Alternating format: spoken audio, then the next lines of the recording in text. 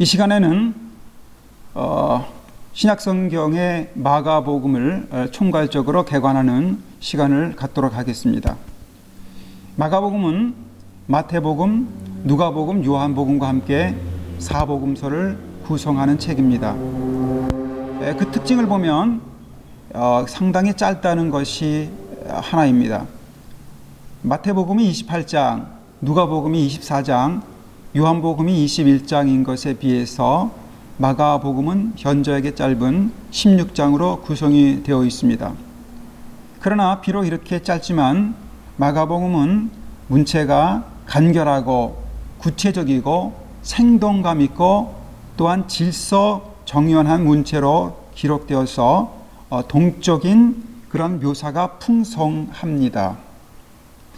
그리고 이 마가복음이 마태복음과 누가복음을 기록하는 토대가 되었는데 마태복음 가운데는 마가복음의 내용이 92%가 공유되어 있고 누가복음은 마가복음의 48%의 내용을 공유를 하고 있습니다. 그래서 마가복음에 있는 내용이 마태복음과 누가복음의 95% 정도 나오고 있습니다. 그리고 마가는 서두인 1장 1절에서 예수 그리스도의 복음의 시작이라고 이야기함으로써 오늘날 우리가 복음서라고 부르는 네 권의 책에 호칭을 부여하는 중요한 발판을 마련하기도 하였습니다. 먼저 저자를 살펴본다면 마가복음 본문에는 저자가 누구인지가 분명하게 명시되어 있지 않기 때문에 공식적으로는 작자 미상으로 남아 있었습니다. 그러나 기독교 역사를 통해서 이 글이 마가의 글로 인정이 되었습니다. 외적인 증거는 사도 요한의 제자인 히아레폴리스의 주교 파피아스가 자신의 스승인 사도 요한으로부터 이 복음서의 저자가 마가였다라는 사실을 들었다고 기억을 하고 또한 기록을 하고 있습니다. 그는 베드로의 통역관인 마가가 베드로의 모든 자료들을 의존해서 이 복음서를 썼기 때문에 마가복음이 사도적인 기원이 있다고 주장을 했었습니다. 그리고 내적인 증거들도 여러 개 있는데 특별히 본문 속에서 사도 베드로와의 연관성이 많이 드러나고 있기 때문입니다. 그렇다면 마가가 누구입니까? 마가의 모친은 초기 예루살렘 교회에 있어서 비중 있는 이론의 역할을 감당했었고 마가 자신이 삼촌 바나바 그리고 바울과 함께 1차 선교 여행을 동행을 했지만 이 일을 완성하지 못함으로 인해서 바울과 바나바가 갈라서게 되었습니다. 그러나 이러한 관계는 나중에 회복됨으로 인해서 결국은 하나님께서 마가를 그리스도인의 거룩한 사역에 동참하도록 사역을 맡기셨음을 발견을 하게 됩니다. 그리고 기록 연대를 보면은 빠르게는 AD 55년부터 늦게는 60년 또는 64년까지 이 마가복음이 기록이 되었다라고 보고 있습니다. 또한 기록 장소는 아마 로마에서 기록했다라고 보고 있는데 첫째는 마가복음이 베드로와 관련이 있다고 보기 때문이고 또한 마가복음 안에 있는 풍부한 로마적 색채 때문이기도 합니다. 마가는 가난한 과부가 연보대에 넣은 2렙돈의 그 동전을 로마의 한 고드란트라고 이렇게 설명을 하고 있습니다. 뿐만 아니라 로마 군병들이 예수님을 끌고 들어간 뜰이 관정인데 그것을 브라이도리온이라는 로마 말을 사용해서 설명을 하고 있고 또한 마가는 로마식 시간법을 사용을 합니다. 그래서 전통적 유대 방식인 밤을 3개로 나누는 그런 방식에서 밤을 4개의 시간대로 나누는 로마의 방식을 사용을 합니다.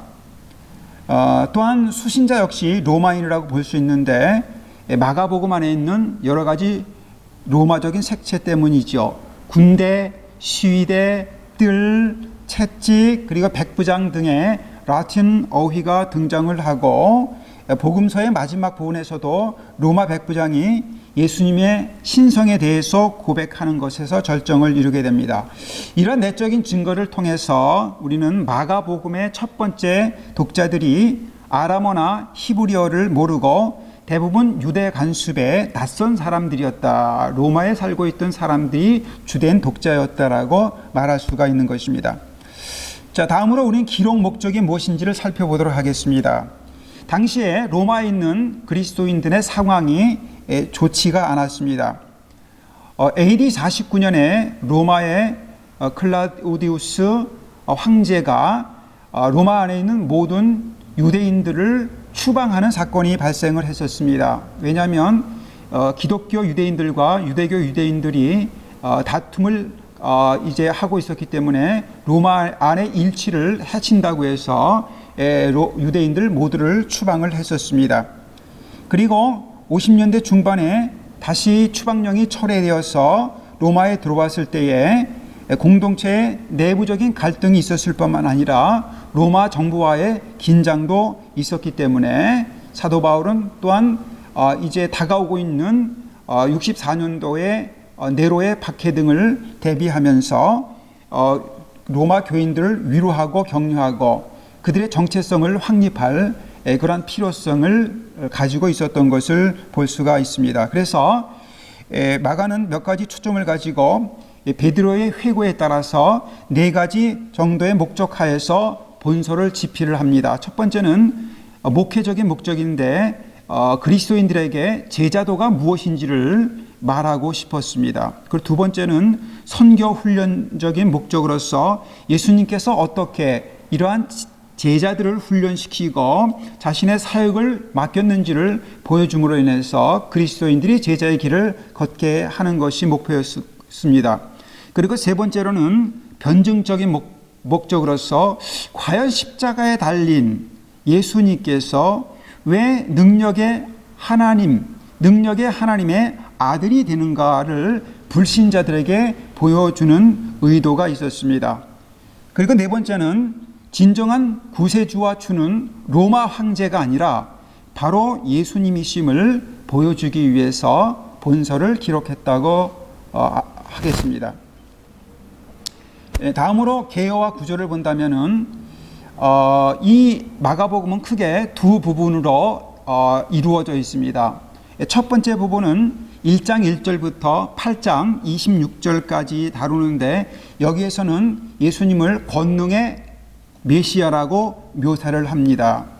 그리고 둘째 단락인 8장 27절부터 16절 8절까지는 예수님을 고난의 종이라고 다루고 있습니다. 그래서 첫 번째 단락에서는 설명보다는 예수님의 활동에 대한 기사로 예수님의 기적과 예수님의 치유와 논쟁과 비유에 관한 말씀에 초점을 맞추지요.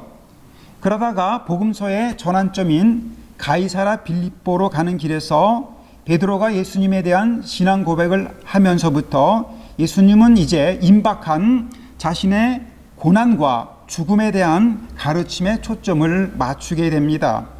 그래서 마가복음은 권능의 메시아로서의 하나님의 아들 예수 그리스도를 1장 1절부터 8장 26절까지 묘사하면서 광야에서 시작된 예수님의 사역이 어떻게 갈릴리와 그 다음에 그 주변에 영향을 미쳤는지, 어떻게 가버나움을 중심으로 해서 갈릴리 지역에 하나님 나라가 확장이 되어 있는지를 선포를 합니다.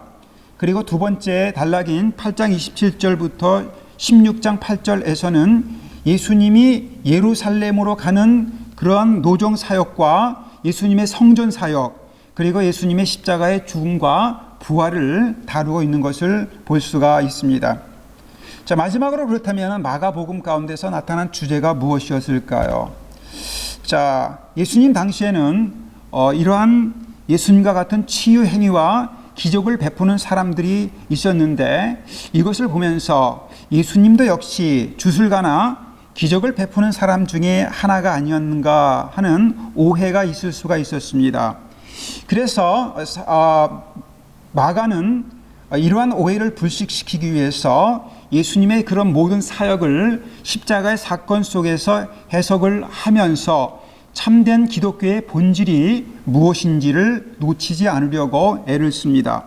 그래서 예수님의 기적과 치유와 신적인 사역을 이야기함과 동시에 이 책의 절반가량을 예수님의 십자가의 고난과 부활의 할애를 하면서 과연 예수님의 사역의 핵심이 무엇인지를 우리들에게 선포를 하고 있습니다. 약함을 통해서 완전해지는 하나님의 능력을 이해시키기 위해서 마가는 예수님의 십자가의 고난과 그 다음에 그 부활을 통해서 우리들에게 교훈을 하고 있습니다. 다시 말해서 우리가 가지고 있는 예수님에 대한 믿음이라는 것은 근본적으로 자신을 남에게 주고 남을 섬기고 또한 하나님 앞에 순종하는 모습으로 살아갈 때에 이 세상에 나타나는 진정한 하나님의 능력의 모습을 보일 수가 있다는 것입니다. 만약에 다른 어떤 것들, 다시 말해서 하나님을 향한 순종이라든가 이웃을 위한 섬김과 베품과 봉사가 결여된 모든 능력은, 그리고 그 하나님의 능력을 즐기는 것은 결코 기독교가 아니라는 사실을 선포를 하고 있는 것입니다. 당시에 로마에 있는 기독교인들을 향하여서 그들이 겪고 있는 고난과 지위의 하락과 물질적인 손상 등이 결코 그들에게 있어서 명예의 하락을 나타나는 것이 아니라 예수님께서 걸어가셨던 바로 그 길을 걷고 있다는 사실을 강조하고 주지시키고 있는 것입니다.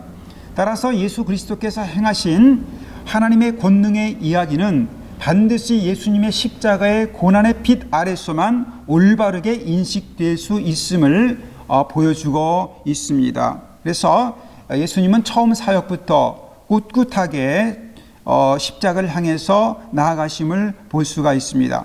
그런데 바로 여기서 이렇게 십자가의 길을 걸어가시는 그 예수 그리스도가 누구냐?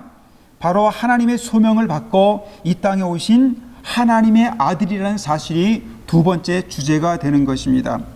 그래서 십자가를 향해서 발진하는 예수님의 그러한 발걸음과 행진 속에는 많은 고난이 도래하지만 바로 모든 사건을 통해서 예수님이 하나님의 아들이라는 사실이 선포되어집니다. 1장 1절에서 마가가 예수님이 하나님의 아들임을 선포하면서 시작을 했다면 마지막인 15장 39절에서는 세상의 대표인 로마의 백부장이 예수님이 하나님의 아들이심을 선포합니다. 뿐만 아니라 이제 앞에서부터 1장 11절과 9장 7절에서 하나님이 예수님을 하나님의 아들로 선포하셨습니다.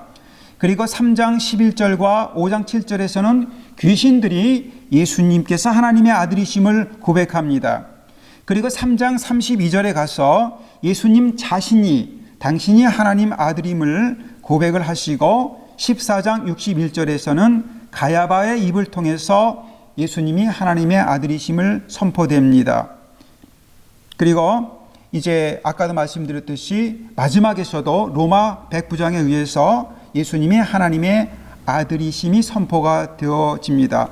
그래서 신앙적인 주제라는 것은 바로 십자가의 길을 가고 있는 하나님의 아들이다. 여러분, 고난의 상징인 십자가와 능력의 상징인 하나님의 아들은 세상적으로 어울리는 말이 아닙니다. 그러나 하나님 나라에서는 그렇지 않다는 것입니다. 고난의 상징인 십자가가 하나님의 아들인 예수 그리스도를 통해서 나타날 때에만 인간의 허황된 욕심과 교만으로 인해서 확정되어지는 인간에 대한 사탄의 지배를 끝낼 수가 있다라는 것이 마가복음의 요지인 것입니다. 하나님의 아들 예수 그리스도의 고난의 길인 십자가, 이것이 바로 하나님 나라를 이루는 유일한 방법이라는 것입니다. 그래서 세 번째 주제로 마가복음에서는 이렇게 하나님의 아들의 십자가의 고난의 길을 통해서 이루어지는 하나님의 나라라는 말이 15번이나 이제 반복되어 언급되어지고 있습니다. 마가가 무엇을 말하려고 했을까요? 사탄의 사악한 지배를 끝내고 하나님의 정의로운 통치가 도래하는 하나님의 나라는 매우 중요한데, 그것은 오직 하나님의 아들인 예수 그리스도께서 십자가의 길을 걸으심으로 인해서만 발진되어질 수 있다라는 것입니다. 따라서 마가복음의 전체를 통해서 이렇게 하나님의 아들이신 예수 그리스도의 십자가의 길을 면밀하게 추적하고 그리고 있는 것을 볼 수가 있습니다. 자, 그러면 어떤 일이 일어나겠습니까? 어떤 일이 하나님의 나라의 도래에 영향을 미치겠습니까? 두 가지입니다. 하나님 나라의 도래를 방해하는 세력이 있습니다. 그것이 무엇입니까? 바로 사탄입니다. 그런데 이 사탄의 세력과 사탄의 추종자들의 세력이 예수 그리스도의 십자가의 길을 통해서 결국은 추방이 된다는 것입니다. 하나님의 나라를 대적하는 사탄의 세력과의 예수님의 그 싸움, 그리고 예수님의 승기가 바로 마가복음 가운데서 불꽃 튀는 치열함으로 전개가 되는 것을 볼 수가 있습니다. 그래서 마가복음에는 복음서 가운데서 뚜렷하게 많은 사단에 대한 묘사가 나오고 있습니다. 사탄이라는 말이 5번이 나오고, 더러운 귀신 또는 더러운 영이라는 말이 11번 나오고, 귀신이라는 말이 8번이 나옵니다. 그래서 하나님 나라가 도래하기 위해서 사탄과의 치열한 전쟁을 치르셨는데, 바로 그러한 도구와 무기가 바로 예수님의 십자가였다라고 말하고 싶었던 것입니다. 그럼 이러한 치열함 속에서 시작된 하나님의 나라가 어떻게 지속이 된다고 이야기를 할까요? 바로 그것은 우리가 제자도의 길을 걸어갈 때에 주님과 함께 더불어 이 땅에 하나님 나라를 확장시켜 나갈 수 있다는 것입니다. 제자도라는 것이 무엇일까요? 바로 예수님이 하늘 영광을 버리시고 이 땅에 내려오셔서 십자가의 길을 걸어가셨듯이 우리 자신이 자기를 부인하고 자기 십자가를 지고 예수님이 걸어가신 바로 그 길을 따라갈 때 나타난다는 것입니다. 이 세상에 하나님을 거역하는 모든 문화를 역행하면서 예수님의 그 마음이 담긴 길을 걸어갈 때에 제자도의 길에 서게 되는 것이고, 그것이야말로 이 시대에 하나님의 나라를 맛보게 하는 바로 우리들의 사역이라는 것입니다. 잘 생각을 해보시기 바랍니다. 어느 시대에나 커짐과 성공과 출세가 모든 사람들의 마음을 지배하고 무한 경쟁으로 이끌어 갔습니다. 이러한 세상적인 가치를 전복시킬 만한 믿음의 담력을 주시고 십자가의 길을 걸어가게 하실 때에 우리가 명백하게 이 땅 가운데서 제자의 길을 걸어갈 수가 있다는 것입니다. 여러분, 이 마가복음을 받는 1차적인 수신자인 로마 교인들을 생각을 해 보시기 바랍니다. 로마라는 나라가 어떤 나라입니까? 로마라는 나라는 그야말로 세상적인 가치가 최고조로 앙양되어 있었고 힘의 원리가 지배하는 그러한 중심지가 아니었겠습니까? 바로 그곳에서 살아가고 있는 성도들에게 이러한 로마적인 가치가 아니라 예수님께서 걸어가셨던 그러한 십자가와 섬김과 봉사의 길을 우리가 걸어갈 때 이 땅의 모든 세력들을 제압을 하고 하나님의 정의로운 그리고 평화로운 통치가 이루어지는 그 일에 우리가 투신할 수 있다라고 이야기하는 것입니다. 오늘날의 시대가 성공주의를 부추기고 있습니다. 자기 영광을 말하고 있습니다. 이런 것들이 교회까지 침범한 상황 가운데서 오늘 우리는 마가복음을 통해서 과연 진정으로 예수 그리스도께서 걸어가신 그 길이 무엇인지, 예수께서 무엇을 추구하셨는지, 예수께서 무엇을 이루셨는지를 바라보고 이 시대를 살아가는 우리들을 향하여 주시는 메시지를 발견해야 할 것입니다.